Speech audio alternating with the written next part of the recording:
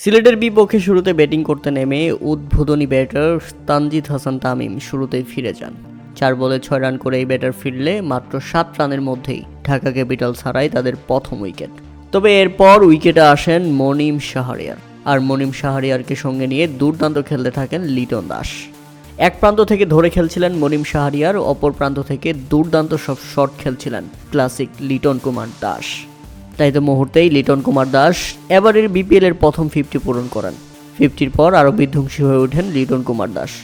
অপরদিকে প্রথম ম্যাচে সুযোগ পেয়ে 50 দেখা পান আরেক ব্যাটসম্যান মনিম শাহরিয়ার।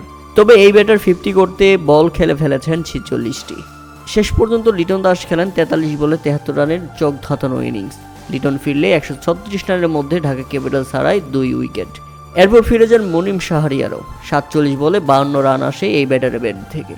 শেষ দিকে ঝড়ো ইনিংস খেলতে থাকেন সাব্বির রহমান। উইকেটে এসেই ছক্কার ফুলঝড়ি। সাব্বির আহমেদ যেন নিজেকে ফিরে পেয়েছেন। তাই তো গ্যালারিতেও দেখা গেল সাব্বিরের প্লেগার্ড, সাব্বির অন ফায়ার। শেষ দিকে সাব্বির রহমান খেলেন 10 বলে 23 রানের ইনিংস, হাঁকিয়েছেন 3টি ছক্কা। তাদের নির্ধারিত 20 ওভারে 6 উইকেট হারিয়ে 193 রানের লড়ুক সংগ্রহ তার করায় ঢাকা ক্যাপিটালস। আর জবাব দিতে নেমে শুরুতেই হোঁচট খায় সিলেট স্ট্রাইকার্স।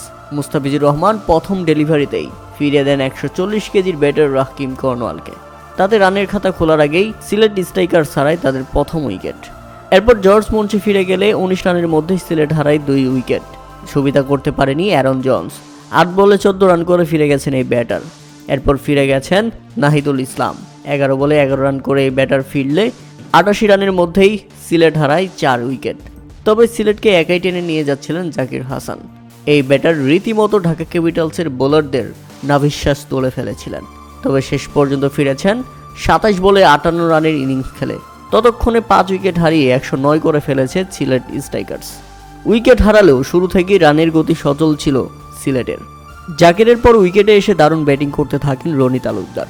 সিলেটের রানের চাকা সচল রাখেন এই ব্যাটার।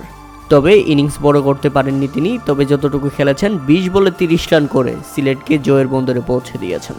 এরপর যখন বলে বলে রান প্রয়োজন ছিল, ঠিক তখন নিজের উইকেটটা বিলিয়ে দেন জাকের আলী। রীতিমতো ডিসঅ্যাপয়েন্টেড সিলেটের দর্শকরা। তবে সিলেটের দর্শকদের মুখে হাসি ফুটিয়ে তুলেছেন দলটির অধিনায়ক আরিফুল হক। এই ব্যাটার উইকেটে এসেই ঝড় গতিতে 4 ছক্কা মারতে শুরু করেন, আর তাতে মুহূর্তেই জয়ের বন্দরে পৌঁছে যায় সিলেট স্ট্রাইকার্স। এবং তাতে ঢাকা ক্যাপিটালসের আরও একটি হার। এই নিয়ে 16 ম্যাচে টানা হারল ঢাকা ক্যাপিটালস। 2024 থেকে 2025 পর্যন্ত 16 ম্যাচে টানা হারল প্রধান কোচ খালেদ মাহমুদ সুজনের অধীনে।